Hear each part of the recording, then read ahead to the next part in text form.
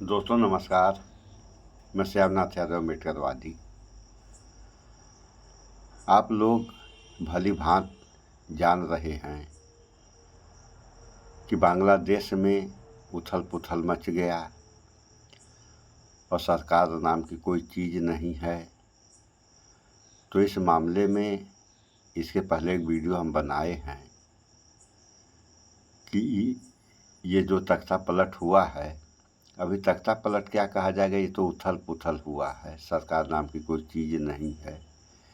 तख्ता पलट तो उसे कहते हैं कि जो सरकार है उस सरकार को दूसरा कोई भी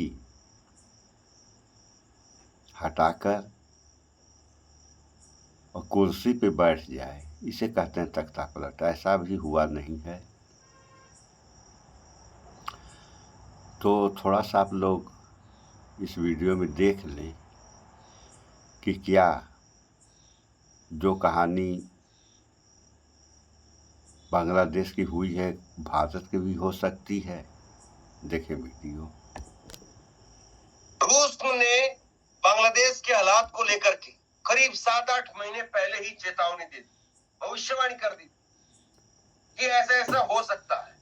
और ये क्यों हो सकता है, इसके पीछे भी अमेरिका का हाथ बताया गया है। लेकिन सबसे बड़ा सवाल अब ये है कि रूस ने इसी तरीके की भविष्यवाणी नरेंद्र मोदी के लिए भी।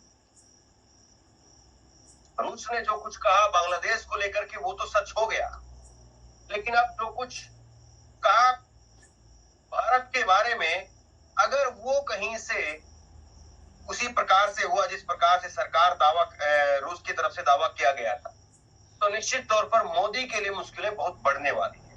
खबर आज जबरदस्त तरीके से चर्चा में है रूस को लेकर के, और रूस को लेकर के खबर चर्चा में ये है कि रूस ने जो कहा बांग्लादेश को लेकर के 100% वही बात साबित हुई। लेकिन क्या अब वाकई उसी तरीके से होने वाला है?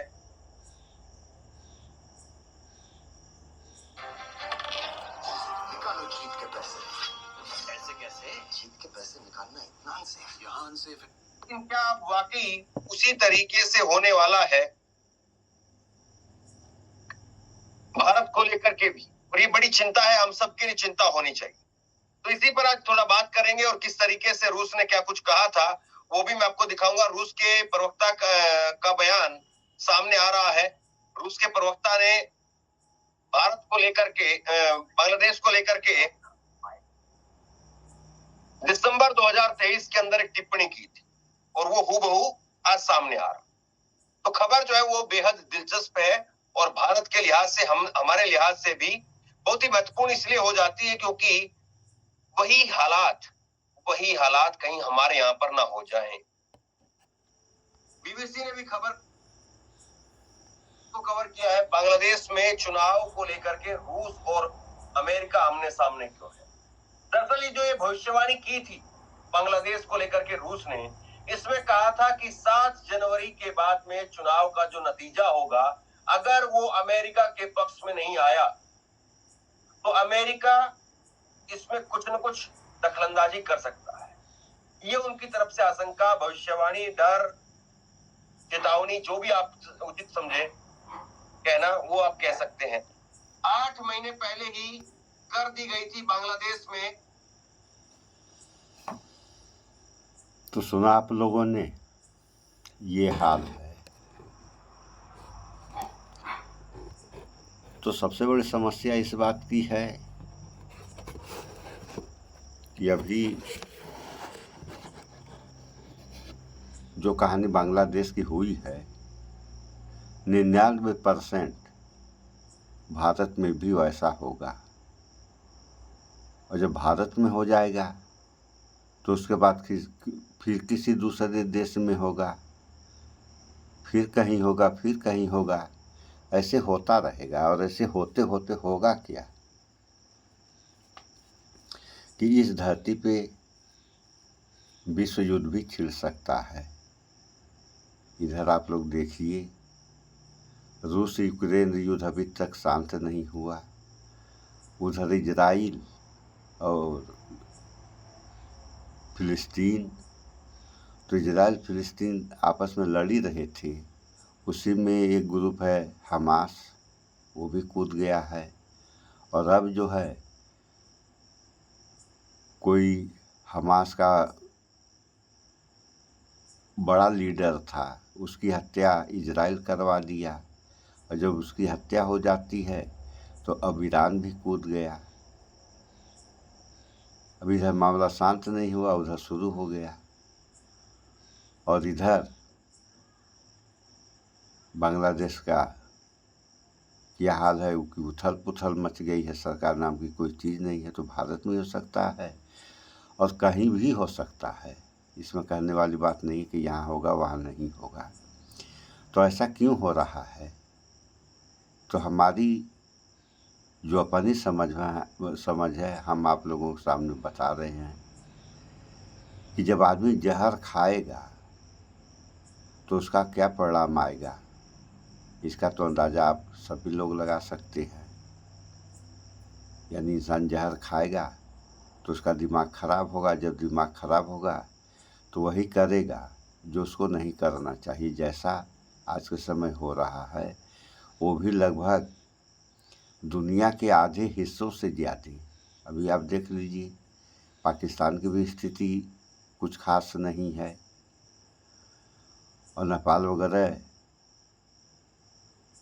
सब लगभग उसी रास्ते पे चल रहे हैं।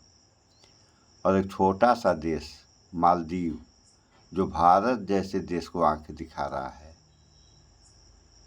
जो कि भारत के प्रधानमंत्री मोदी अपने को दुनिया के सबसे शक्तिशाली प्रधानमंत्री और दुनिया की सबसे बड़ी पार्टी के भी प्रधानमंत्री हैं ये, बावजूद मालदीव एक छोटा सा देश जो भारत के ही भरोसे जीवित था, आज भारत को आंखें दिखा रहा है। तो यह व्यवस्था क्या कही जाएगी? या तो भारत की नीतियां सही नहीं हैं,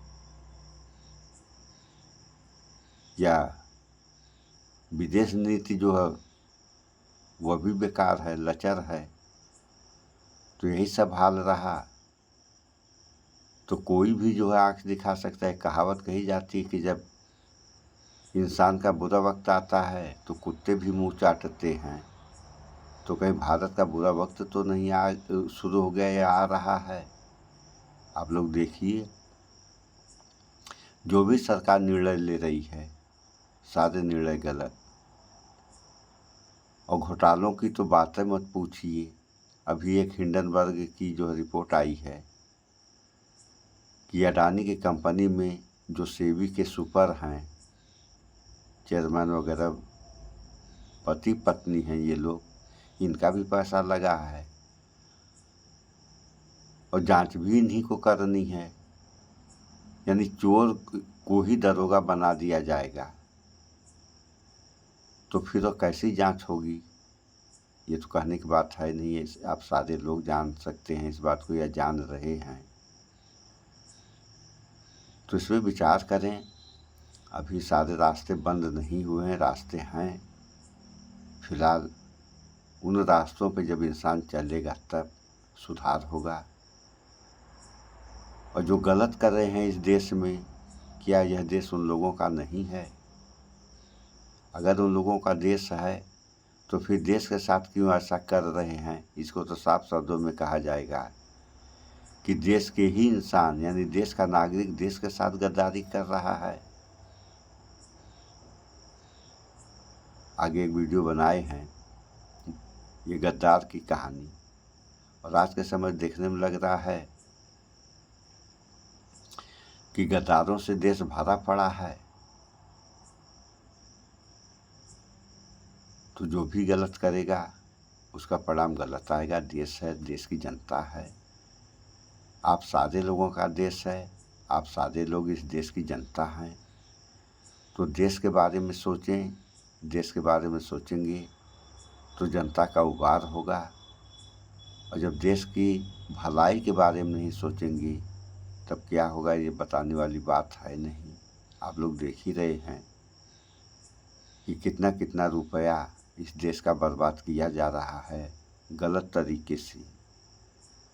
तो अगर यही हाल रहा तो इस देश का क्या होगा? देश कमज़ोर हो जाएगा हर मायने में। और जब देश कमज़ोर हो जाएगा तो कोई भी देश अगर इस देश के ऊपर हमला कर दिया तो यह देश अपनी आर्थिक स्थिति में परेशान है, ये लड़ाई क्या लड़ेगा? और सैनिकों के बारे में भी आप लोगों ने देख लिया, अग्निवीर आ गए हैं, 6 महीने की ट्रेनिंग, 4 महीने में रिटायरमेंट। पड़ोस में चीन है, 5 साल की ट्रेनिंग देता है, और यहाँ ऐसा क्यों नहीं हो रहा है? क्या कारण है? तो इस पर विचार करें आप लोग। इस वीडियो में इतना ही। स्वच्छता अपनाएं, शुद्ध खाएं, स्वस्थ रहें, शिक्षित बने। जय विज्ञान, जय संविधान। नमस्कार।